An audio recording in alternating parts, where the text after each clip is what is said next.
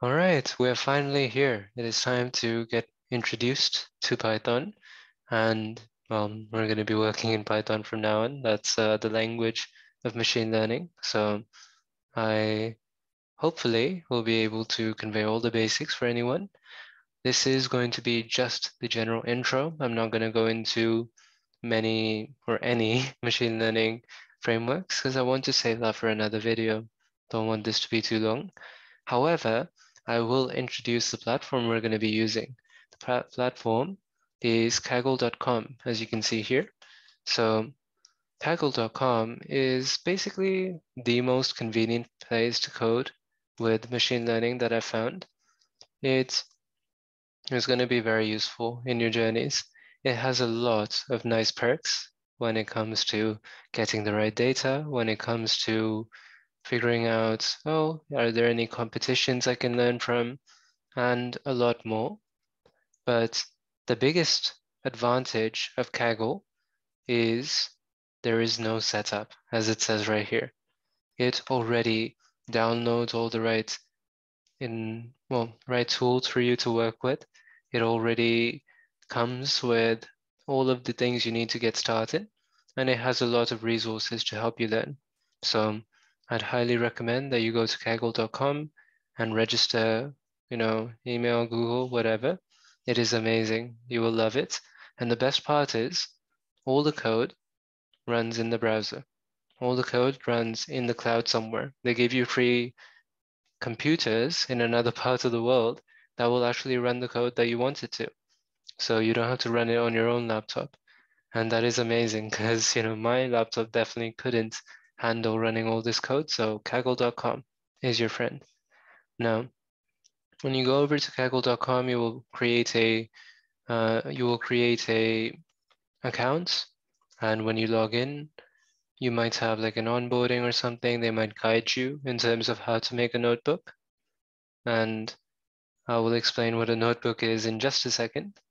But in case they don't guide you, there's always this create button on the left. Always you can click create and a new notebook. And this is where we will be writing our code.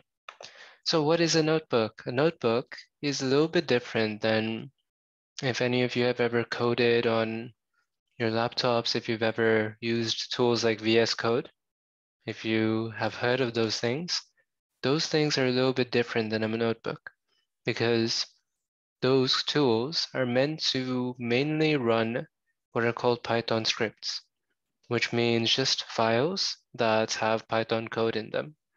However, with notebooks, you can get a lot more. You can have comments, you can have images, you can have a lot more functionality, a lot more interface. It's a lot more user-friendly. So notebooks are quite nice. When you make a new notebook, you'll have some weird name like this, and it'll have like a bunch of weird stuff here. It's challenging. So what you can do is you can click on the left side of any of these, what they're called blocks. You can click on any of these blocks and then right click for options. You'll see like a bunch of shortcuts. So for example, if I ever wanted to delete this block, I could just press D and D, two Ds, and they will delete. Now that was a code block where I can add Python code. There's also these things called Markdown blocks. So if you want to follow along, you can just click Markdown like so, and it will let you type like I am doing. You can type out all the things that you see.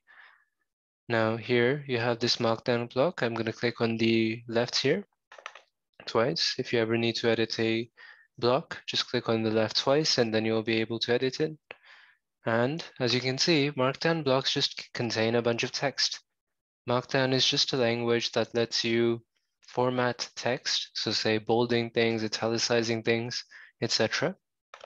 And here you can see, okay, you have special formats, you have special commands.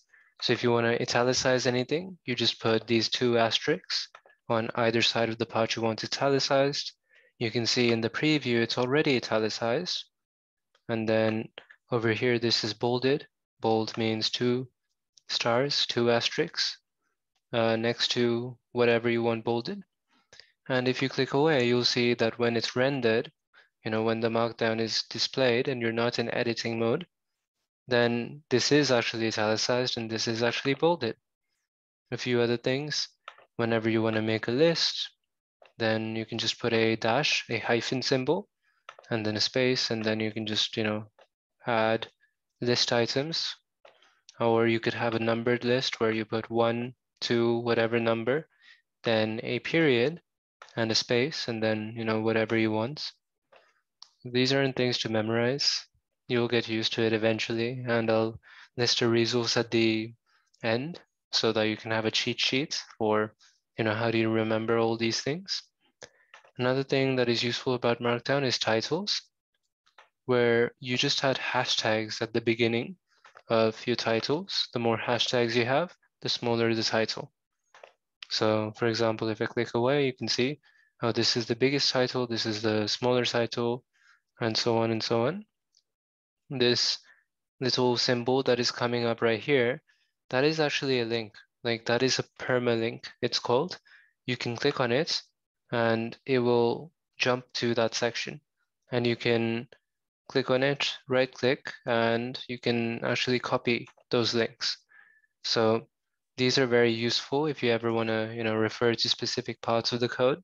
It's like, outlining things for you. It's giving you an outline of how those permalinks work, what the structure of the document is. And then just a few last things. Sometimes you want to have useful URLs where you can put in links into your Markdown. So just like you might insert a link, a hyperlink in Google Docs, in Markdown, we have the name of the link in square brackets. Those are keys located near your enter key. And then you have the actual URL for that link in parentheses. There's no space between either the square brackets or the parentheses. So for here, you can see I put in a link, here's a useful site, it's Google, and I can open the link. So I could just click on this and it opens up this link. I did not format it correctly, so that is something for another video, how to properly format links. But here, general takeaway is put HTTPS before your links. Don't ask me why, it's just better to do that. So anyways, you can have links and they can go to whatever URLs you want. And similarly to links, you can also add images. So images have pretty similar formatting to links. Again, you don't need to memorize any of this. I'll give you a resource at the end. The only difference is you have this like one exclamation mark at the beginning, and then this text doesn't actually display. In the case of the link, the text always displays. But here you can have alternate text in case the image doesn't load. And here is the image URL that we're trying to load. So I'm going to show you this, what it actually looks like. So hopefully the link is fixed now. There we go. So just a general tip, don't ask quite right now, but add HTTPS before your URLs and they will work better. And as for the image, I have a Python meme. You can read it. I'm not going to read it to you. I'm sure you know how to read. Python is supposedly an easier language, but you will get some errors sometimes. Though we will talk about a few errors later, so don't worry. Maybe I can help you out with there. So anyways, that is Markdown, first of all. That is 1/2 of the notebook already done. Can you believe it? It took like 3 minutes. So you can always have these Markdown blocks, you can format things. And here we have this amazing website, markdownguide.org. That is your website for everything you want to do and all of the links and notations you could need. By the way, I'm just going to put a horizontal break here. That's just like a line to conclude this section, just like I did up here. And if I needed any other details, any other shortcuts, any other cheat codes, markdownguide.org. Again, I did not put an HTTPS in that link. Let me fix that. So That is Markdown. That's one half of the notebook already done. Maybe that went by very fast. Maybe not. Hopefully not. Hopefully that's not too bad. That's not too bad. Come on, guys. We're just dealing with text right now. So that's just one half of the battle. Now we're going to actually turn to Python code. So take a deep breath. It's not too bad. We have memes. Come on, we have memes. How many other tutorials have you seen with memes? So it's not too bad. It's going to be fine. Let's get started with some of the basic syntax. And we're going to work our way in easy here. So that was a Markdown block. You can click Markdown and you'll get like a block where you can put all this in it. Now we're going to get into coding blocks where we actually press, code, and then you can try typing the stuff that you see, whatever stuff you see, and that will actually be Python code. Again, I just pressed D twice and the cell got deleted. So first thing to understand, because you're going to be seeing these a lot, this is a comment. Comments in Python, they start with a hashtag at the beginning of the line. If you put in a hashtag and you see a title appear, it's because you have a Markdown block. So that in Markdown, a hashtag means a title. In Python, it's a comment. So make sure you click on the code button, not the Markdown button.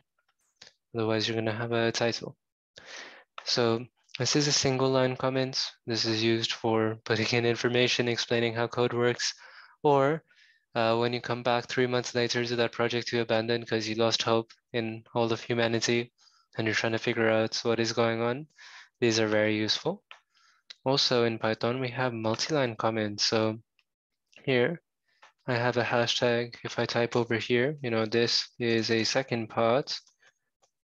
You can see like, oh, what's that weird color? It's because like this is being interpreted as Python code.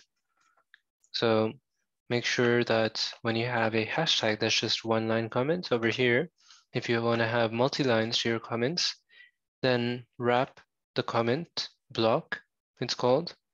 So wrap it with either 3 single quotes. Those are again next to your enter key, or 3 double quotes. Don't mix and match though. This doesn't work. Don't do that. So single quotes go with single quotes, double quotes go with double quotes. That's an English grammar lesson for you right there. Did you imagine that? We're going to be doing English and Python in the same day. So those are comments. You're going to be seeing these a lot. Let's move on to some data types. So data types are just ways that any coding language stores information.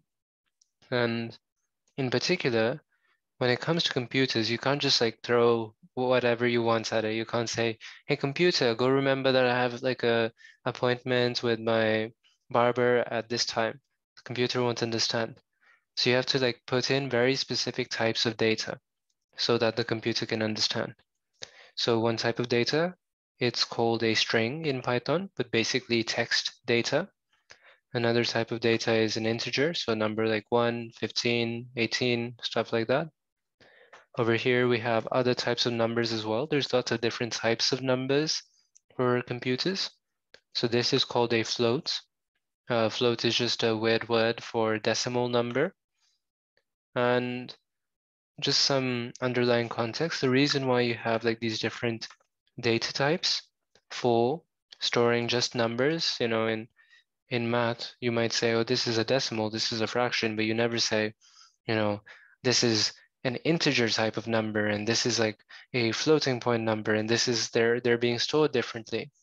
The reasons computers do that is because when it comes to how numbers are stored in computers, it's stored in something called binary code, which means those famous zeros and ones that you might have heard of elsewhere. So if you're curious about what is the difference between, say, an integer versus a floating point number, I'd encourage you to search that up, on YouTube or something. On another line, we also have this type called a Boolean.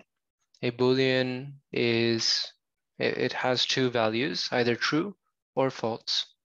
So you can think of it as like, an integer it has very fixed values, right? It can be 1 or 2. It can't be anything in between. It can't be 1.5. So it's like a floating point number is a more detailed version of an integer. Well, an integer is almost like a more detailed version of a Boolean value, because a Boolean value can only have like either true or false. It can only have 2 values, whereas an integer can have more than 2 values. So hopefully that makes sense.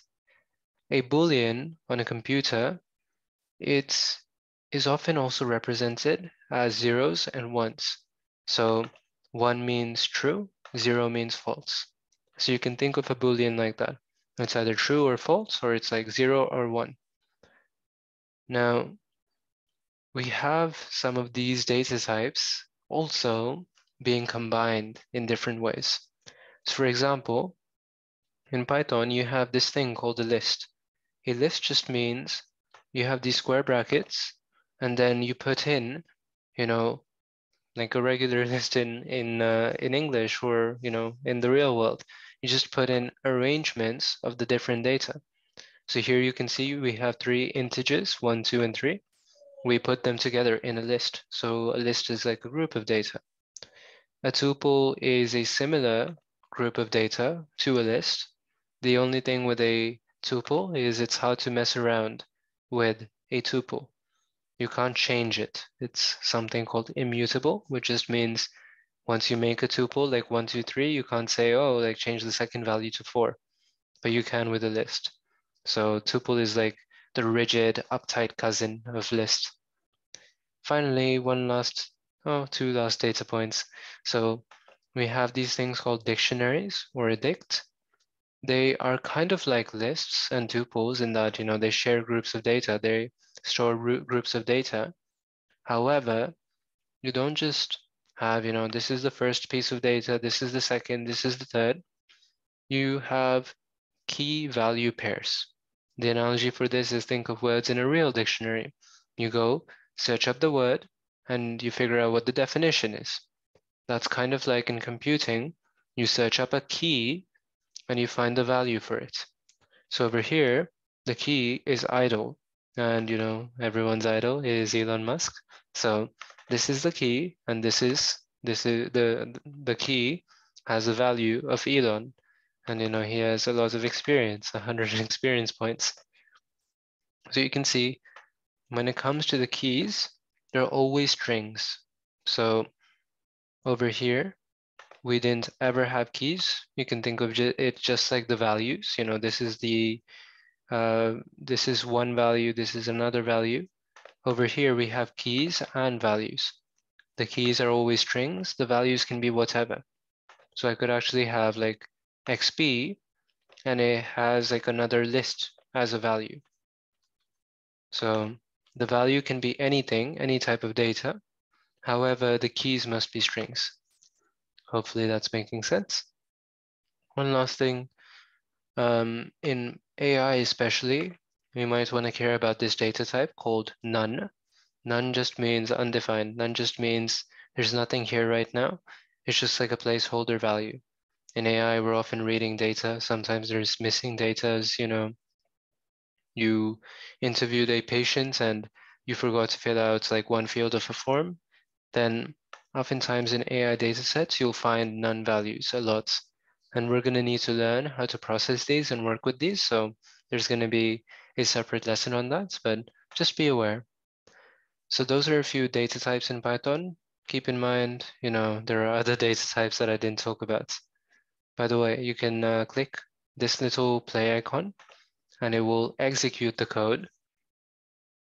And you can see here, the session is starting.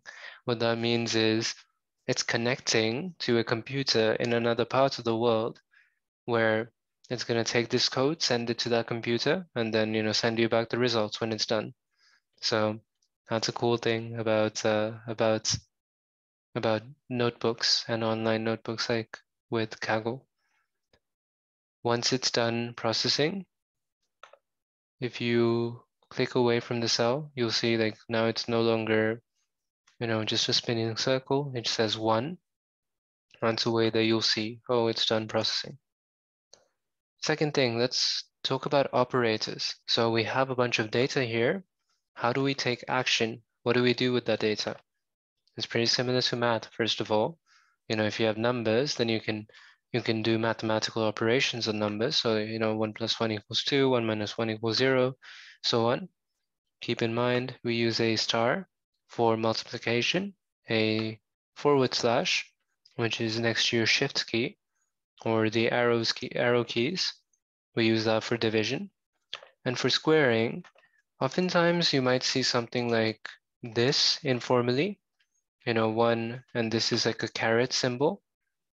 But in Python, we use another symbol, which is two asterisks. That means squaring. So 1 squared is 1, 2 squared might be 4. Yeah? Hopefully that makes sense, not too bad.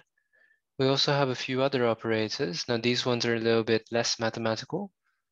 They're called concatenation operators. What that means is, how do I add, say strings or lists together? How do I add data when it isn't yet a number?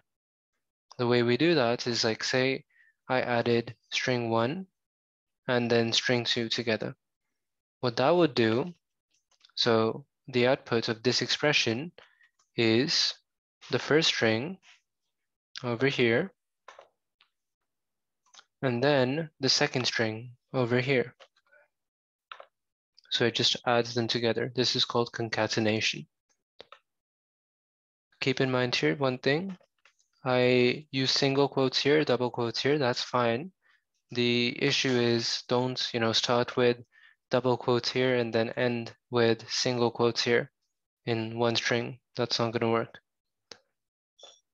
We can do a similar thing with arrays. Sorry, so lists are called arrays in other coding languages, but in Python, lists. So over here, I can go 1, comma 2, that's one list, and 3, 4, that's another list. The output I would get is 1, 2, 3, 4. So all of these elements combined. Same thing with tuples over here. You're just adding groups and sequences together. So hopefully that's making sense. Concatenation, add groups, sequences, etc. together. Now, one last kind of operator. This kind of operator is for Boolean values. It's basically meant to give a true or false statement. So I'll give you an example. So these are some simple examples where 1 is greater than 2. Well, that's going to be false. 1 is not greater than 2. So it's like you're comparing two things, and at the end of the comparison, you want to get back, okay, something is either true or false. For example, here, this one might be true. 1 is less than 2. This symbol, 2 equal signs, that means equal to. So 1 is equal to 2. No, that's not true. You might be asking, why don't we just use one equal sign, like in math? I'll answer that question in just a second. But for now, just know 2 equal signs needed here. Also, you have this weird thing for a not equals. A not equal, like it's not like a equal sign with a slash through it, like in math. It's instead a exclamation mark and then an equal sign. Not too confusing, just something to keep in mind. In Python, we can also write that the same way as saying not and then equal. So you can see how we might sometimes combine, these Boolean operators. That's the fancy word. So we're saying 1 is equal to 2.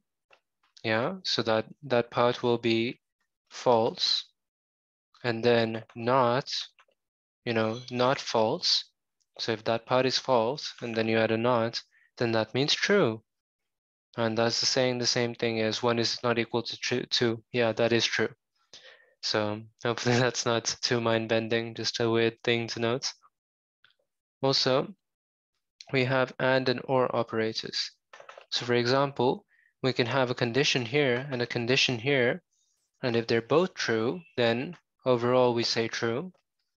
Or, the or condition, if one is true or the other is true, then the overall thing is true. So in this case, these are both true. If this feels weird, why are we saying true and true? That doesn't seem very useful. Then think, 1 is greater than 2, and 2 is greater than 3. So this is false, so they're both false. So you might combine a bunch of these together so that you have a more useful statement than true and true. Hopefully that makes sense. So that's just some basic syntax. One last basic thing, it's variables. So you can actually store these pieces of data, and that's where you can get, a little bit more control. Things are a little bit more useful because, you can refer to the data over time. So over here, you see I have a variable, I call it my_var. One thing to note in Python, you cannot have any spaces in your variable names. So this one is set to a string. It says got it. And over here, I'm reassigning that variable. So in some other coding languages, if you say, oh, up here, my var, that variable, it's equal to a number 1, then you can't assign it to a string later. However, in Python, that's completely fine. You can go, this is a number, integer, this is a string, this is a list, it's all fine. You can do whatever you want. Python will take care of it, which is nice. That's why we had the meme earlier. Python is easy because of this, among many other things. One thing to keep in mind, so this is why we can't use the single equal sign up here, because if we did that, then it wouldn't know, 1 is equal to 2. No, wait, what? Is he trying to assign a variable or what? So single equal sign and double equal sign, they're different. Keep in mind, there are some variable names that you're not allowed to use. So for example, I said that a list is a type of data. So if you try to, name your variable list, then Python's going to be like, no, you can't use that word, okay? We already reserved it.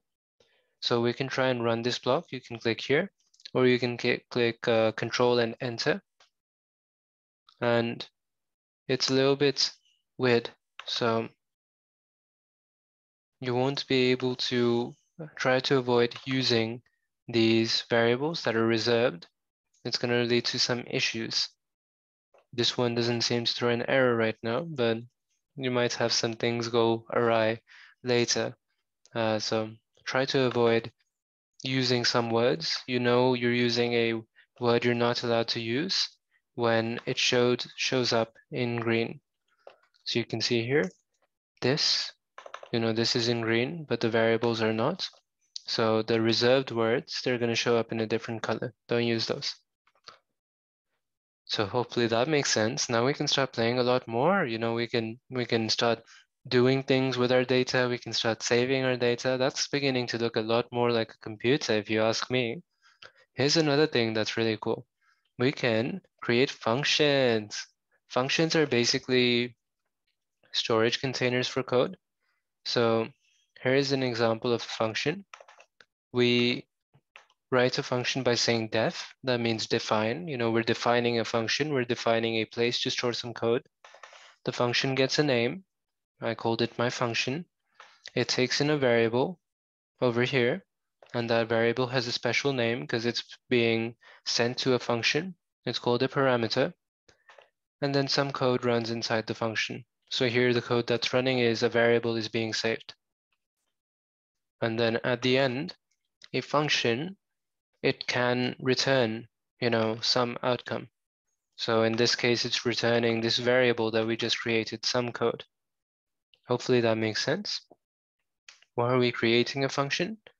So that we can reuse the code inside the function, so that we don't have to write out the code,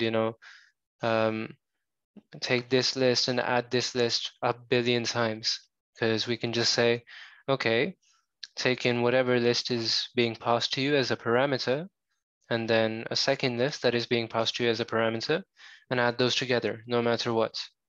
So that's one example of a function that we might use. The way that we call a function is, first we have the function name. So you can see here, I defined the function name, my function. and then we put in a variable because, you know, this function takes in a variable. So we got to pass in a variable. Just a confusing thing because Python is weird. When we put a variable inside the function call, this is called the function call because we're calling the function here. We're using the function here. Call just means use the function, activate the function. This is called an argument and this is called a parameter because why not? You know, this piece of data, this number 1, it changed names from an argument to a parameter somewhere in being transferred. Don't worry if it seems weird. So I can again run this, control and enter. And now you see here, what happened was my function, it was called, remember activated. It was passed this argument. This argument is just, you know, a number. It's just a variable, 1. The variable ended up here and changed names. It's called a parameter now. Why not? And then the function fired. The function was activated. The function was called. So those are all words that you might hear people saying. Just means the code inside the function ran. And when all the code was done, then the function returned, you know, this variable, some code. And you can see it was returned here, you know, my function. And so you can see over here, this little block, it's the output of the function. So that's what was returned. Here's a more interesting function. Let's say you have a function that gets you to level 9000. You send in what level you have. So say, for example, level 5. It'll figure out how many levels do I need to level up to get to level 9000. So, you know, it runs that code and it eventually returns, you know, how many levels you need to level up and eventually get to level 9000. So as you can see, you know, I had level 5. It figured out how much I needed to level up. It added the level up to my level 5 and it got me to level 9000. Yay! That's a gaming joke. If anyone's weirded out, sorry. One thing you should note, Python also has some built-in functions. So there's this amazing print function, which we're going to use all the time. It just prints a value to the console. If I run this here, you'll see this thing at the bottom called the console. It has a bunch of stuff here. Don't worry about it. But you see it ran, you know, when I clicked 9000, it did that. When I printed something, it printed something. So this console is actually where the output usually goes. In Kaggle, in notebooks, we have these little blocks show up, but if you were using VS Code or another tool like that on your computer, if you're running just a script, then you would need to just view what is called a console. Console is just like a, oh, by the way, here's some notifications on what the code is doing. So hopefully that makes sense. Here are some other math functions.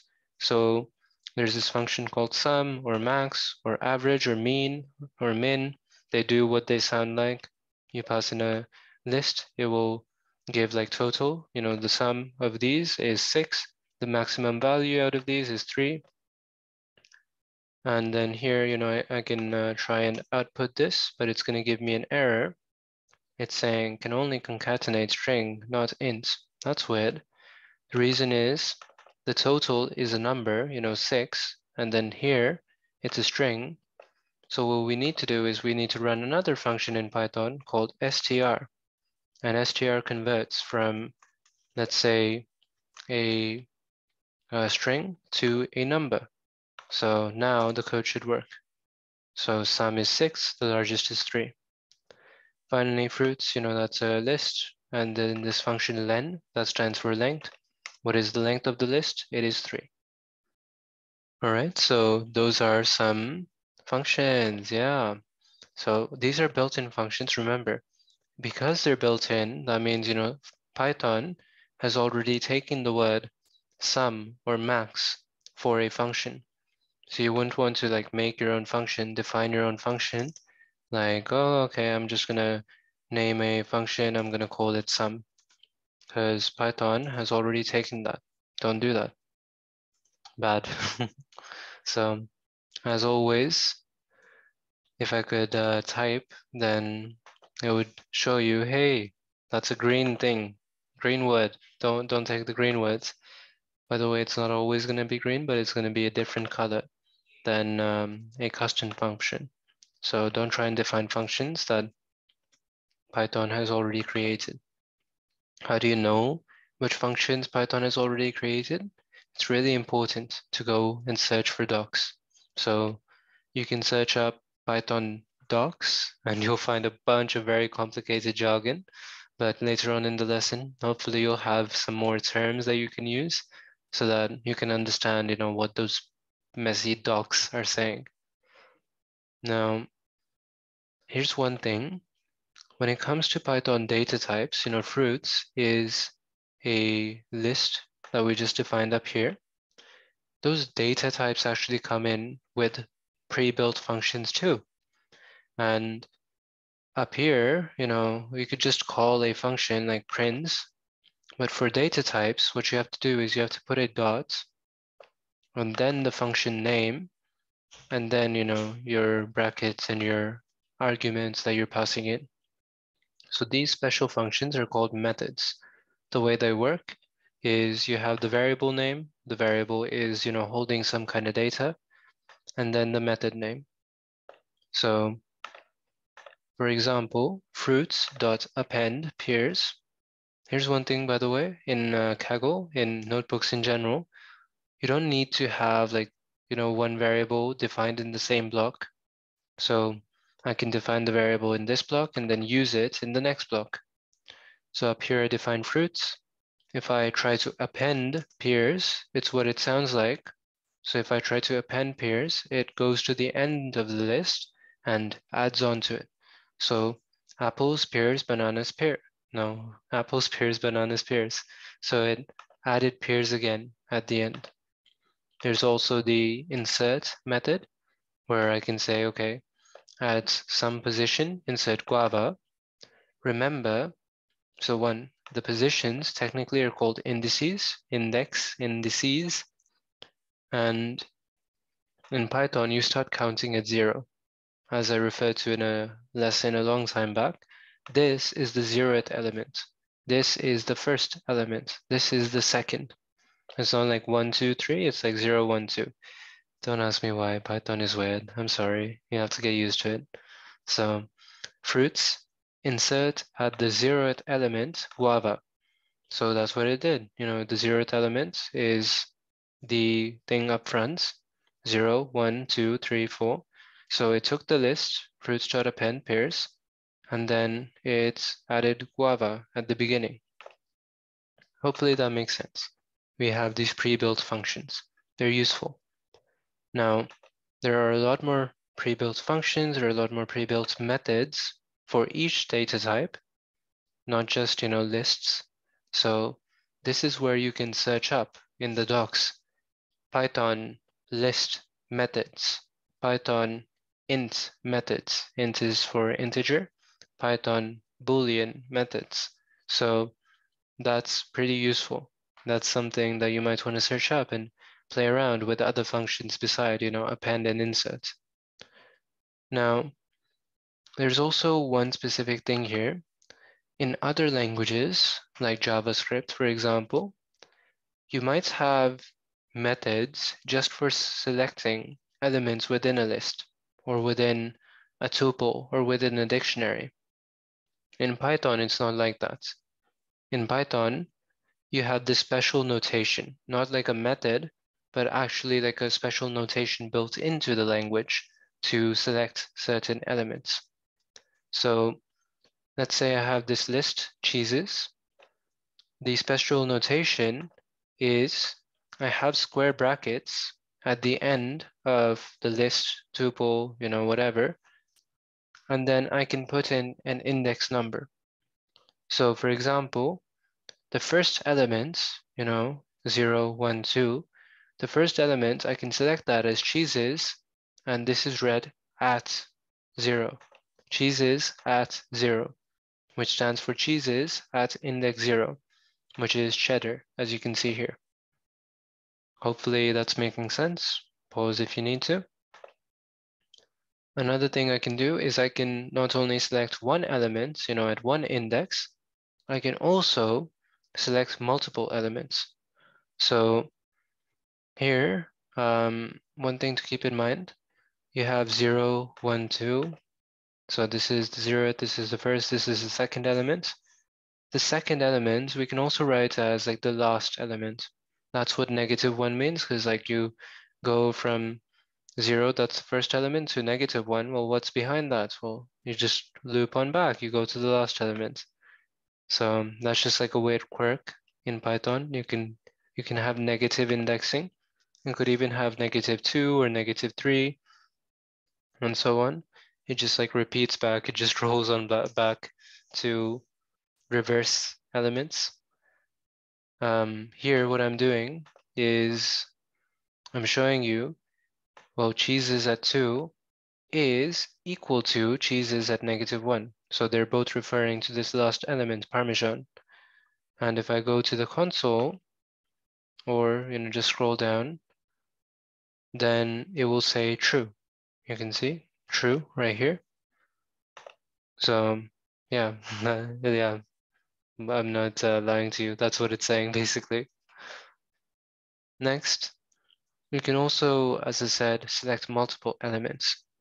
The way you do that is you have a starting position, starting index, so say the 0th index, and then you have an ending index, so say the second index, 0, 1, 2. What this means is select all the elements starting at 0 and up to, but not including, the second element.